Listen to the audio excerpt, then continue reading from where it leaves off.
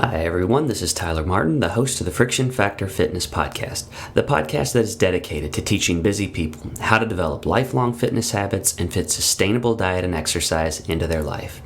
If you're enjoying the podcast, please subscribe. Please also check out my website, frictionfactorfitness.com, for more information about my new book, The Friction Factor, The Busy Person's Guide to Sustainable Diet and Exercise.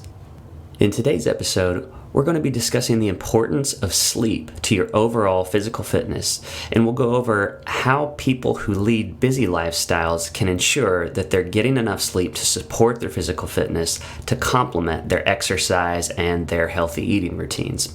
We'll discuss the ways in which sleep helps improve physical fitness, as well as provide some tips for going to bed on a normal routine, enhancing the quality of your sleep environment, tips for sticking to a wake-up time, and how a good night's sleep can help you make the transition to doing morning workouts, which in my opinion is ideal for people who live a busy lifestyle.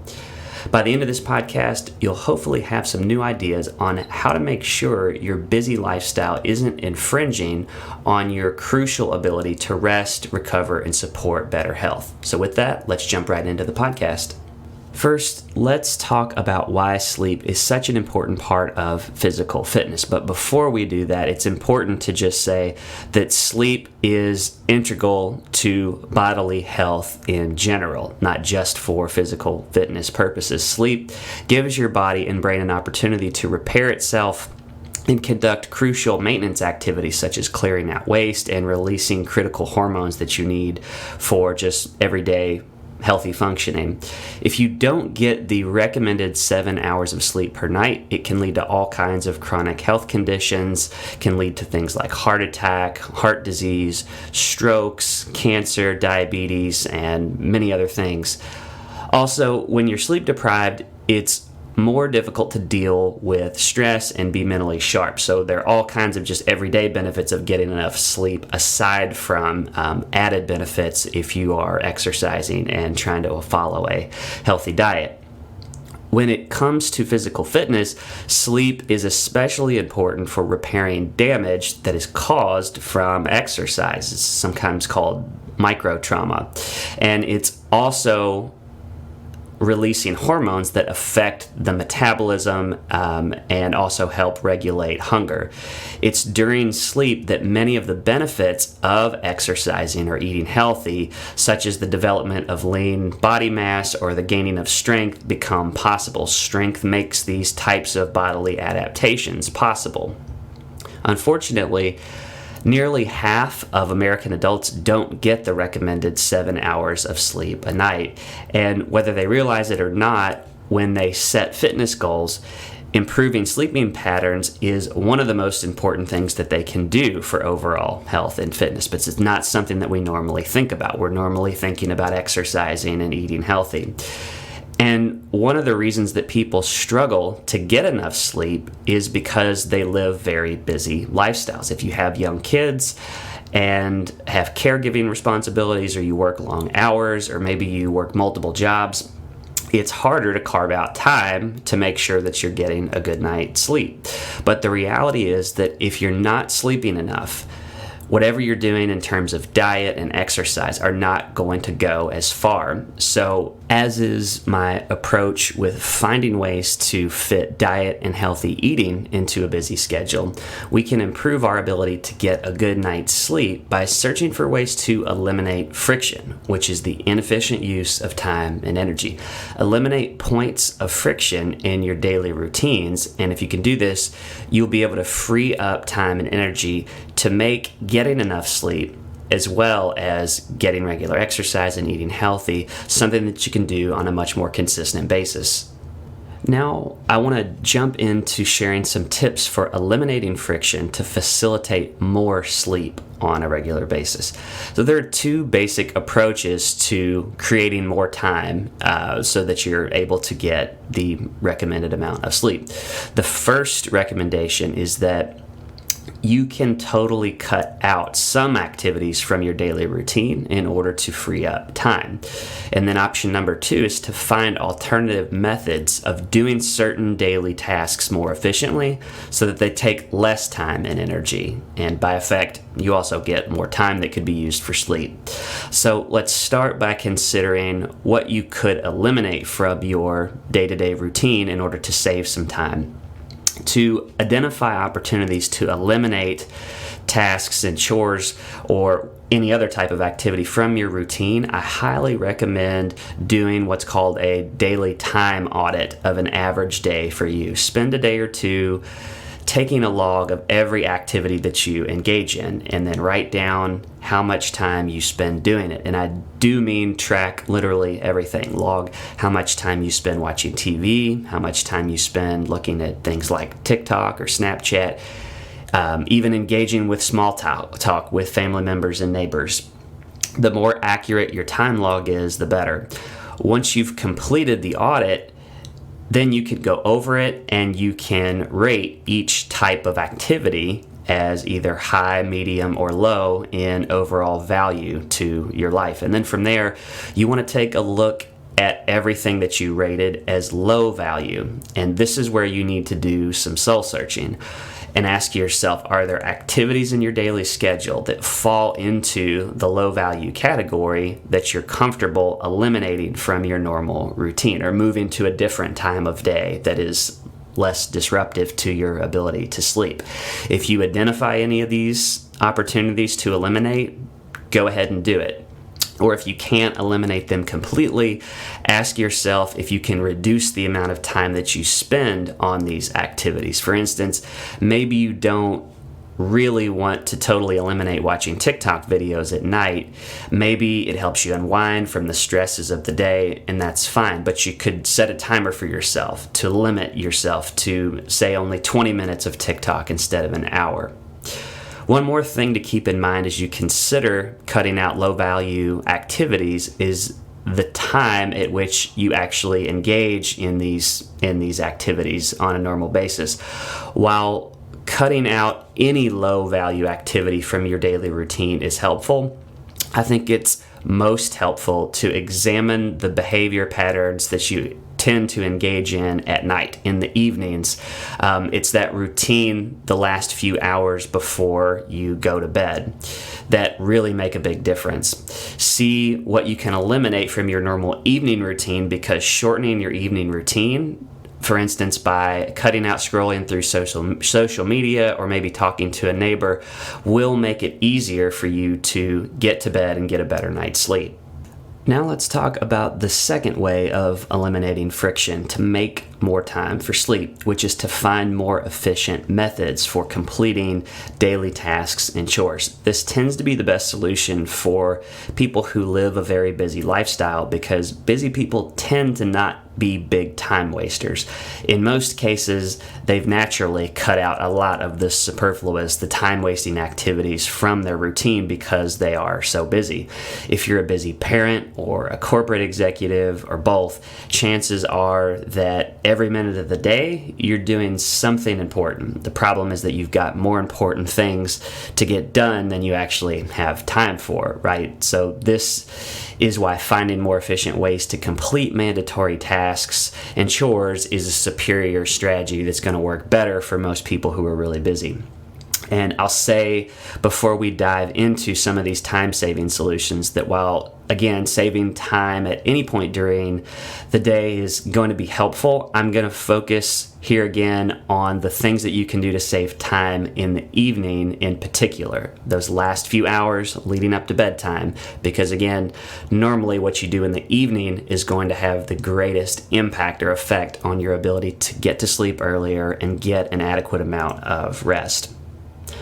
So how can you start saving time in the evenings if you live a busy lifestyle and you don't have a bunch of low-value behaviors that you can just eliminate and create time for yourself? Well, first, I'll say that there's a whole genre of self-help literature on this topic of personal productivity. And if you're seriously interested in the topic, I would recommend picking up a few and giving those a read.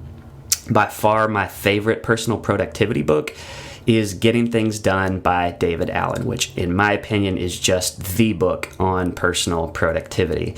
The 5 steps that are championed in GTD, or Getting Things Done, of this system are to, number 1, capture everything that crosses your mind that may be actionable, process what you've captured into clear and concrete next steps or action steps, putting everything in the right place using lists and categories, and then frequently looking at your to-do lists and your project lists to update them and make sure that they reflect what you really need to be focused on. And then lastly, obviously, giving yourself the time to actually work on these most important things and prioritizing the less important things as appropriately as you can.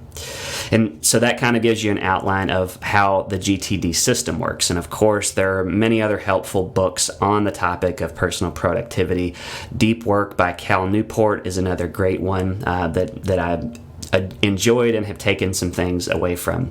But here in this short podcast, I'm going to give a few concrete examples of ways that you can save time in your evening routine that I think will be highly applicable to the largest number of people.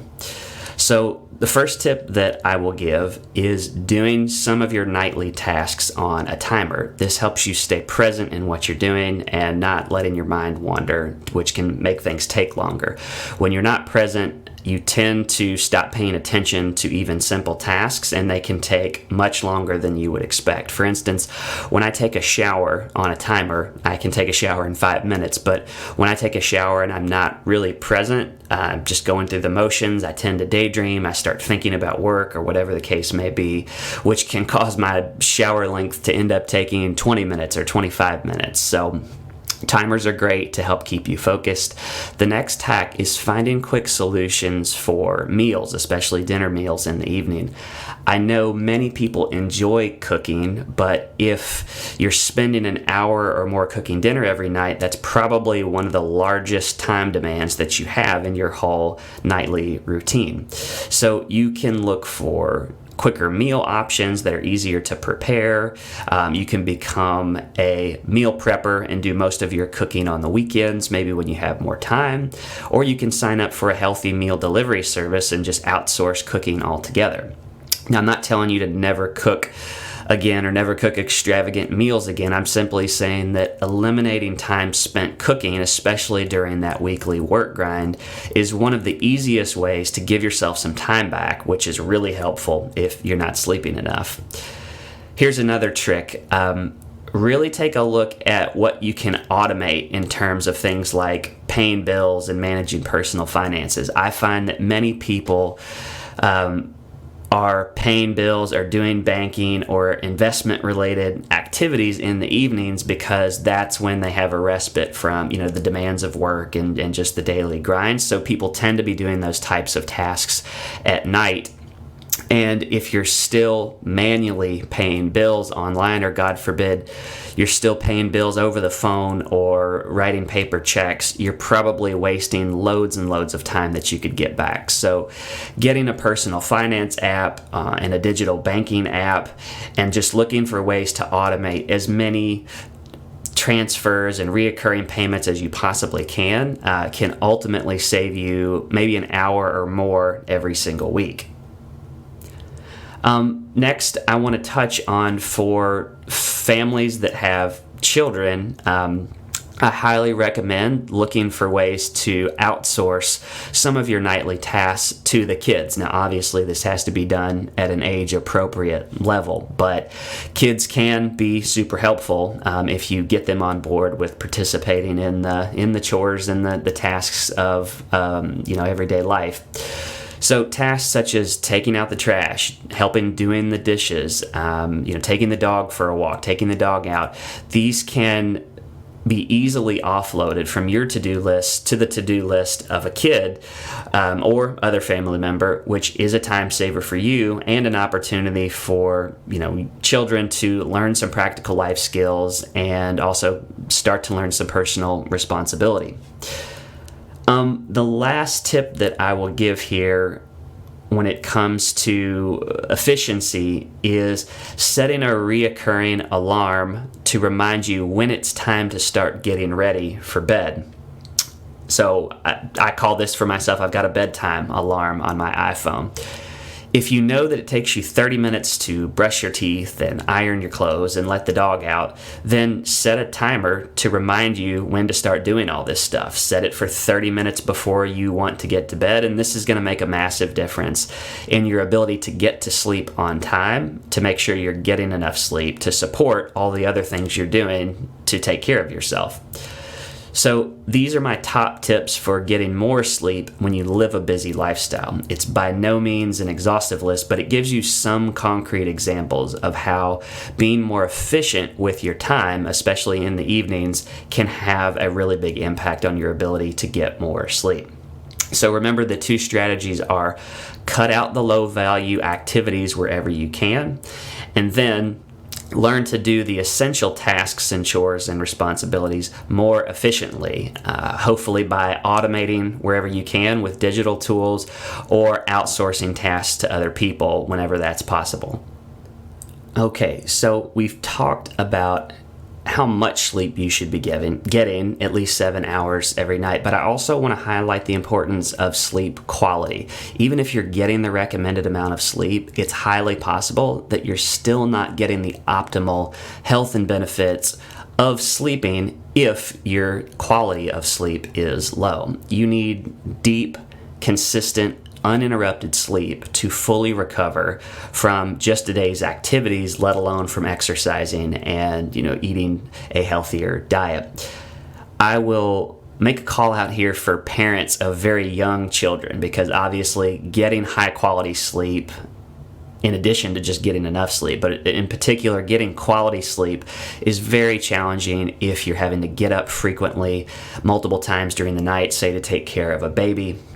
And in this scenario, I think the best approach is just to do the best that you can to increase the volume of sleep that you're getting during this period of the baby's life. Even if that just means catching more naps at those opportune moments, eventually some of what I'm recommending here that may not make sense for you now if you've got, say, a newborn, is going to start to be more applicable and make more sense once you just get through that really tough period where your young ones are not sleeping all the way through the night. So just wanted to call that out here, because if you've got young kids, I get it.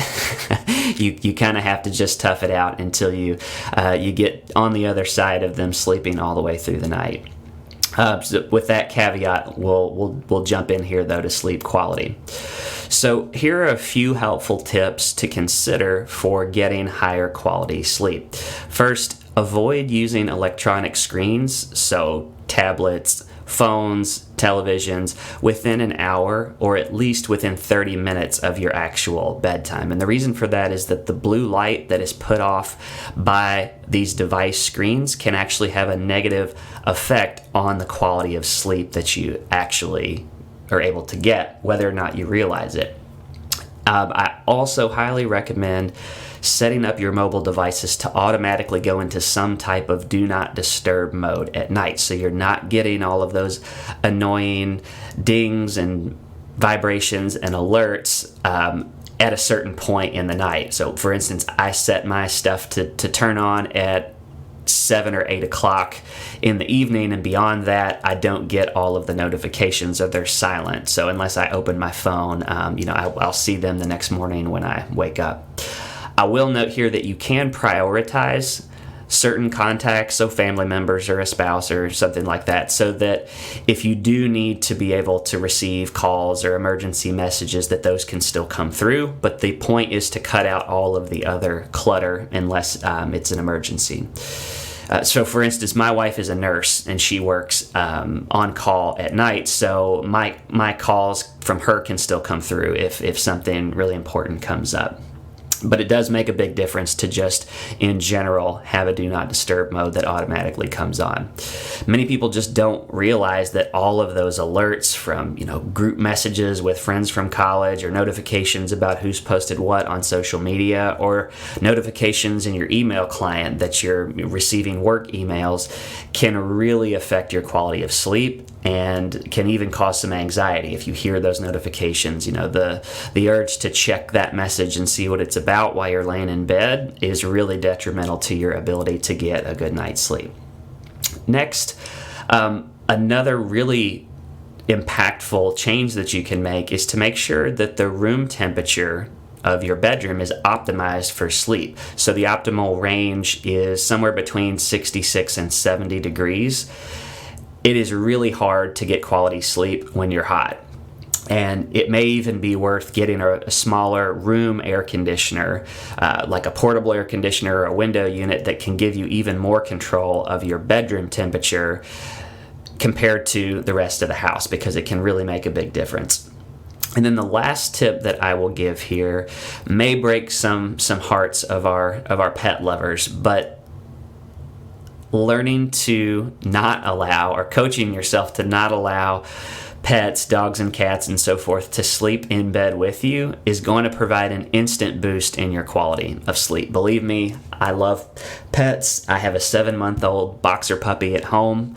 I love her to death, but just like every dog or cat, she sleeps very light. She moves around a lot, and every time your pet stirs or moves, you either wake up or it at least pulls you out of a deep stage of sleep into a lighter stage of sleep.